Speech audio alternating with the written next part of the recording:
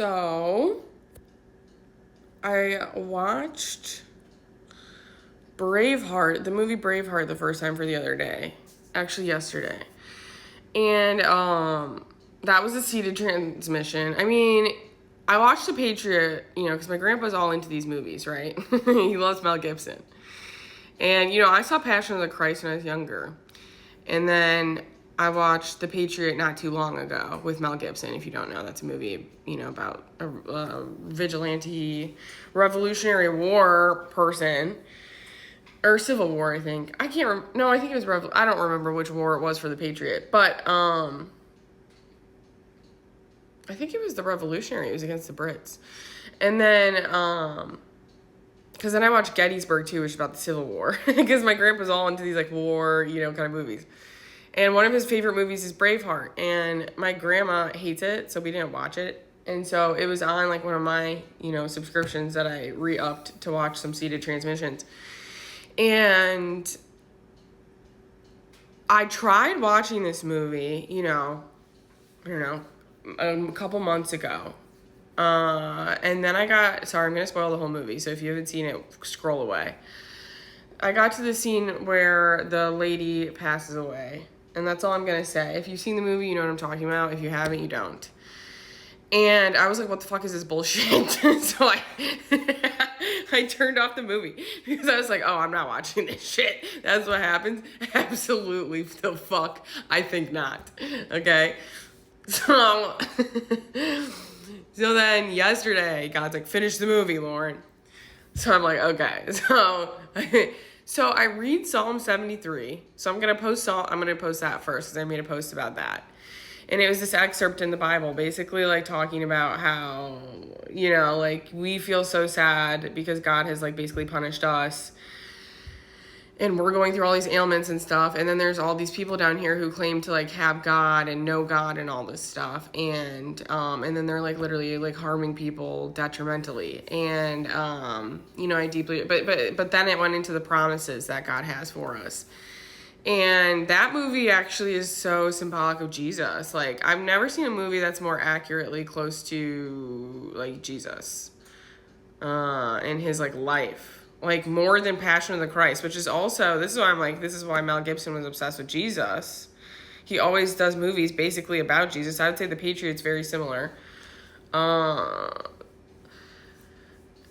It's but when I watched Braveheart, I was like, this is exactly what Jesus would be doing, bro. He was it was super cool. It was really cool because the guy, his name's William. He's very Christ coded. He stands up for the right things.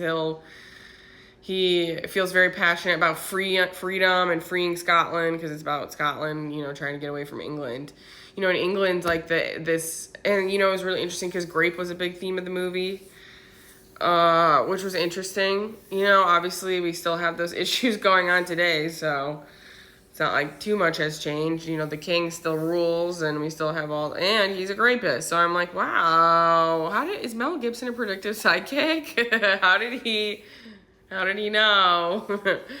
So I was just like, it was a really good movie. I was really impressed by it. It's a hard watch, though, I'll say that. Holy shit, it's not easy to watch. Also, it doesn't, turn out the way, you think it would, either, but...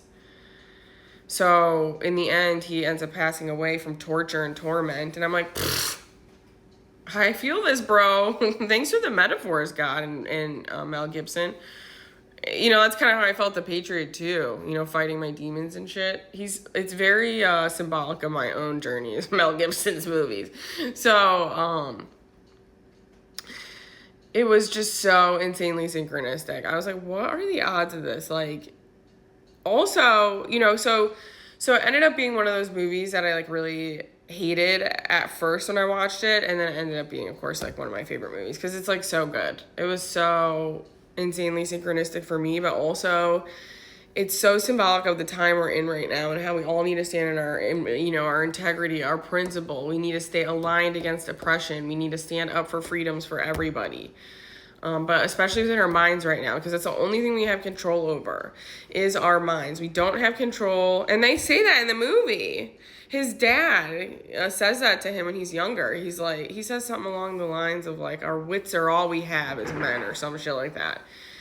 And I was like, yes, precisely. All we have is our thoughts right now. You know, we don't have our freedoms. We don't have.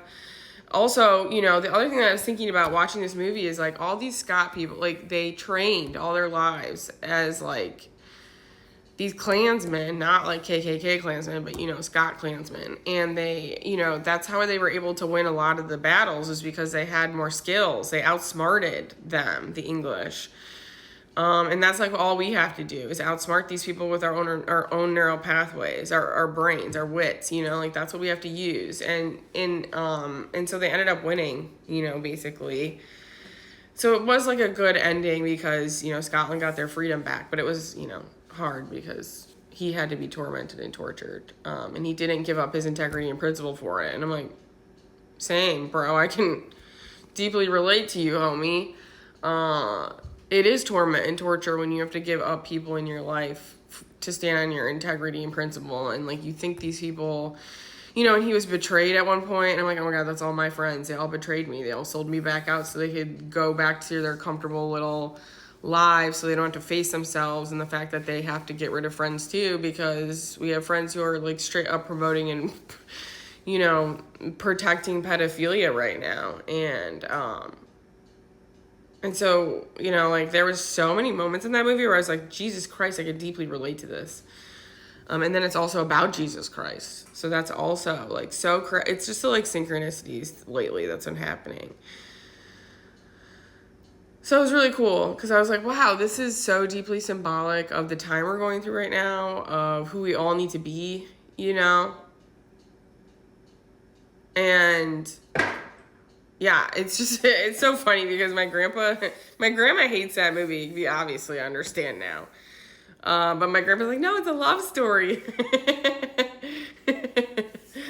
And that's what he always said. So I was like always so curious to watch it. I was like, how can a battle movie be a love story? But yeah, it was so cool and so synchronistic. So this is what they do. So like they'll lead me to stuff. They'll just like, you know, synchronistically lead me to like all these things. So, you know, God's promise is being maintained and we are going to heaven. And that was symbolic because, you know, he went to heaven at the end of it. And that's the thing about the, you know, all of us being in this torment and torture right now. There is like something on the other side of it.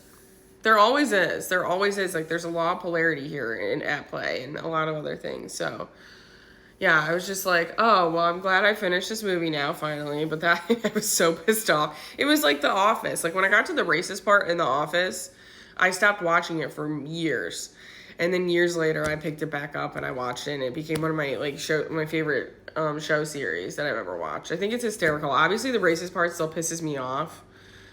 I'm not happy about that. But I still think that show is so fucking funny. So, yeah, it's just interesting where God leads me these days. But yeah, it's a beautiful movie. It's very beautiful. I'm all for it. I'm like, yes, bitch, stand on your integrity and principle just like me, bro. That's like why I like resonate with it so much, because the guy was like willing to like die and fight for his integrity and principle. And I feel very like that was very metaphorical for me. Like I was ready to die and fight to get rid of people who weren't people I knew all my life, that I loved deeply, because they weren't doing the right thing. And I'm like, well, now I have to be punished because all you people just want to stay safe and comfortable. And I'm like, I'm not fucking doing that. And that was the same thing with him. He's like, I don't give a fuck. I'll fucking die. I'm not staying safe and comfortable. We're not fucking free here. You know? So I was just like, this is sick, bro. Sick shit. So if you haven't seen that movie, I highly recommend. It's very, very Jesus coded. Very Jesus coded. If Jesus was a Scotsman at that time, that's exactly what he would have been doing. Fighting battles, schmurdering people, like straight up. Like I've had to metaphorically schmurder people in my life, you know, and just give them away from me. But it's difficult. It's hard. It's hard and it hurts. And that's what that movie, you know, kind of covers. It's life's not easy, you know. But now it's gonna be. Because God's here and he's coming, so cool stuff.